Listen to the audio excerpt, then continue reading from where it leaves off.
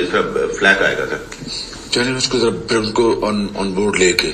اس کی بیوی کا ویسے بھی سرجری ہوئی ہے تو میں کو تھوڑا سا ریسٹ کر کے. ایک کام سر کل مجھے مریم صاحبہ نے واٹس ایپ کیا تھا, ہمارا تھوڑا سا چیٹ ہوا تھا, وہ بالکل نہیں کرنے کا سر, بہت فلیک آئے گا. کیا یہ جو ان کے داماد ہے نا سر راہیل, یہ کوئی وہ مجھے دیا کیا کیس دیا, آپ اس کو دیکھ لیں ڈاکٹر صاحب. میری بات سنیں نا, اس کا طریقہ ہے نا, مجھے رات بات کی تھی. He is her son in law, very dear to her and rightly so. کر کے لاجیکلی آپ بیٹھ کے ان کو مل کے یا یہ ملنے کہ جی یہ ایشوز ہیں. یہ میرے خیال سے دو کام ہوتا ہے سر. ایک ان کا گریڈ اسٹیشن آدھا آ گیا ہوا انڈیا سے پلانٹ, وہی ہے نا, ایسا ہی ہے سر. ہاں نہیں تو باقی آدھا رہ گیا ہوا ہے. سر ایشو یہ ہے کہ وہ پہلے جائے گا ECC میں, پھر آئے گا کیبنٹ میں. اب پرائم منسٹر کی عزیز فارمر پرائم منسٹر کی ڈائریکٹ فیملی کا انڈیا سے مشینری آنا آپٹکس کے لیے تو بڑا سر, آپٹکس نہیں, یہ بالکل گلے پڑ جائے گی بات. بالکل میں مانتا ہوں. تو اس کو آپ پہلے بتا دیں, پھر میں اسے خود بات کر لوں گا بڑے اچھے طریقے سے. جی ٹھیک ہے. وہ دوسرا جو کام ہے نا سر ان کا میپکو والا, جو گریڈ اسٹیشن کی انہوں نے اتحاد پارک بنایا رہی خان میں, وہ ہم کرا رہے ہیں. دو کام ہونے تھے. پہلا تو میں نے کہا یہ میں ابھی لگ جاتا ہوں. اتحاد پارک کیا ہے؟ کوئی باہر ہاؤسنگ سوسائٹی بنا رہے ہوں گے, تو ہاؤسنگ سوسائٹی پہ اپنا گریڈ اسٹیشن بنانا پڑتا ہے. وہ نیشنل وے میں ہو جائے بس, وہ تو ہو جائے گا, وہ تو روز لوگ کراتے ہیں, کوئی ایشو نہیں. لیکن یہ جو ہے نا سر انڈیا سے مشنری لانے والا بڑا فلیک آئے گا. جی جی. اور پھر رات ہوتا نا تو چپکے سے آ جاتی, ECC میں لے جانا, وہاں ڈسکس ہونا اس نام سے, پھر کیبنٹ میں ڈسکس ہونا. اس کو آپ بات کریں, پھر میں جب لندن ٹرکی سے آؤں گا میں خود بلا کے سمجھا دوں گا. میری رائے تو یہ ہے سر کہ مناسب وقت پہ ہم ڈار صاحب کی ڈیوٹی لیں, وہ کر لیتے ہیں سر. وہ بڑے میاں صاحب سے گاڑی بھی انہوں نے ریویو کرا لی تھی, وہ پھر نہیں گئی سر. ٹھیک ہے, پھر اس طرح کر لیں. جی. بسم اللہ الرحمن الرحیم. السلام علیکم. میرے پاکستانیوں, امپورٹڈ وزیر اعظم سے منسوب کردہ ایک مبینہ لیک آڈیو منظر عام پر آئی ہے, جس میں ایک سرکاری افسر مبینہ طور پر شہباز شریف سے ان کی بھتیجی مریم نواز کی سفارشوں کے حوالے سے گفتگو کرتے ہوئے سنائی دے رہا ہے. مبینہ آڈیو میں سرکاری افسر نے شہباز شریف کو مریم نواز کی جانب سے اپنے داماد راحیل کے لیے بھارت سے پاور پلانٹ امپورٹ کرنے سے متعلق سفارش کے حوالے سے آگاہ کیا. شہباز شریف نے مریم نواز کے داماد کے لیے سرکاری افسر پر دباؤ ڈالا, جس پر سرکاری افسر نے کہا, سر یہ کام بہت مشکل ہے, پہلے یہ ECC میں جائے گا, پھر کابینہ میں آئے گا, اس پر شدید رد عمل آنے کی توقع ہے, یہ ہمارے گلے پڑ جائے گا. دوسرے شخص نے شہباز شریف کو مشورہ دیا کہ یہ کام اسحاق ڈار سے کروا لیں, تو شہباز شریف کہتے ہیں ٹھیک ہے ایسے ہی کر لیں.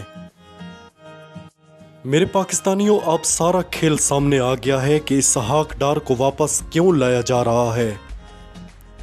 میں نے کل بھی کہا تھا کہ یہ کاروباری لوگ ہیں, ان کے کاروبار اتنے وسیع پیمانے پر پھیلے ہوئے ہیں کہ پاکستان کو لوٹنا ان کی مجبوری ہے.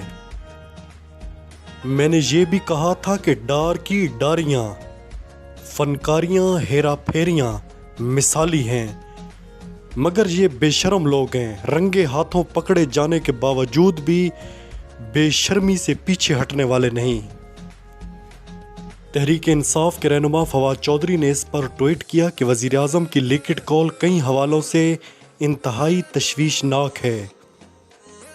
ہمیشہ کی طرح خاندانی کاروبار کے تحفظ کے لیے قوانین کو بالائے پشت رکھنا تو شریف فیملی کا پرانا وتیرہ ہے ہی, لیکن ایکسپریکس اور جیو کے ہیڈز کی شہباز شریف اور حکومتی مشورہ سازی میں کردار میڈیا پر ایک اور کلنک کا ٹیکہ ہے. کل تحریک انصاف کے چیئرمین عمران خان نے رحیم یار خان میں ایک تاریخی جلسہ کیا ہے. سابق وزیر اعظم نے کہا کہ رحیم یار خان والوں کے آج جذبہ اور جنون شعور کو دیکھا ہے. گرمی کے باوجود خواتین جلسے میں آئیں. جلسے میں دیر سے آنے کی معذرت کرتا ہوں. انہوں نے کہا کہ کرائم منسٹر اور بلاول بھٹو امریکہ گئے ہوئے ہیں. امریکی اداکار متاثرین کی مدد کے لیے پاکستان آئی ہوئی ہے اور یہ امریکہ میں مہنگے ترین ہوٹلوں میں ٹھہرے ہوئے ہیں. متاثرین مشکل میں ہیں اور یہ امریکہ کیا کرنے گئے ہیں. انہوں نے کہا ہمارا مسئلہ ملک کی لیڈرشپ ہے، ہماری قوم خوددار اور غیرت مند ہے۔ شہباز شریف روسی صدر کے سامنے سکول کے بچے کی طرح بیٹھا تھا۔ شہباز شریف کی کانپیں ٹانگ رہی تھیں۔ انہوں نے کہا کہ 4 لوگ بند کمرے میں مجھے مروانے کا فیصلہ کر چکے ہیں۔ یہ لوگ ابھی بھی سازش میں لگے ہوئے ہیں۔ مریم نواز اور مریم اورنگزیب اور جوید لطیف سے میرے خلاف پریس کانفرنس کروائی تاکہ پھر کہیں کہ مذہبی جنونی نے اسے قتل کر دیا ہے۔ مجھے اپنی جان سے زیادہ ملک کی حقیقی آزادی کی فکر ہے۔ میرا ایمان اللہ پر ہے، زندگی موت اسی کے ہاتھ میں ہے۔ میرا ایمان ہے اگر غلام رہنا ہے تو پھر مر جانا بہتر ہے۔ میرے پاکستانیوں، عمران خان صاحب نے ہفتے کو لانگ مارچ کی کال دینی تھی اور انہوں نے کہا تھا کہ ہم مکمل تیاری کے ساتھ آئیں گے۔ انہوں نے رانا ثناءاللہ کو مخاطب کرتے ہوئے کہا تھا کہ رانا ثناءاللہ، تمہیں اسلام آباد چھپنے کی جگہ نہیں ملے گی۔ عمران خان کیونکہ ایک سپورٹس مین رہے ہیں، بولنگ میں جس طرح 6 مختلف ڈیلیوریز پھینک کر وہ مخالف بلے بازوں کو پریشان کرتے تھے، اسی طرح سیاست کے میدان میں بھی وہ اپنے حریفوں کو اپنے یارکرز اور باؤنسرز سے مسلسل پریشان کر رہے ہیں۔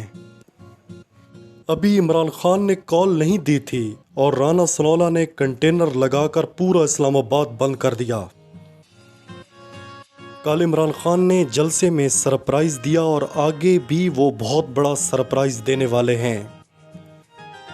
انہوں نے کہا کہ میں آپ کو کال تب دوں گا جب میرے مخالف سمجھیں گے کہ عمران خان پیچھے ہٹ گیا ہے، اور میں کال دوں گا جب میری ایک گیند سے 3 وکٹیں اڑ جائیں گی۔ وہ آخری کال ہوگی، اس کے بعد کوئی دھرنا، کوئی مارچ نہیں ہوگا۔ انہوں نے کہا کہ صاف اور شفاف الیکشن تک تحریک جاری رہے گی۔ عمران خان صاحب نے جو سب سے اہم بات کی ہے، میرے پاکستانیوں، یہ بات سمجھنے کی ہے۔ انہوں نے کہا کپتان ہر وقت دیکھ رہا ہے کہ اس کا مخالف کیا کر رہا ہے۔ انہوں نے کہا ہمیں تو پتہ ہے کہ رانا ثناءاللہ کیا کرے گا، مگر رانا ثناءاللہ کو یہ نہیں پتہ میں کیا کرنے جا رہا ہوں۔ میرے پاکستانیوں، کپتان بہت جلد ایک بڑا سرپرائز دینے والا ہے، تیار رہیں۔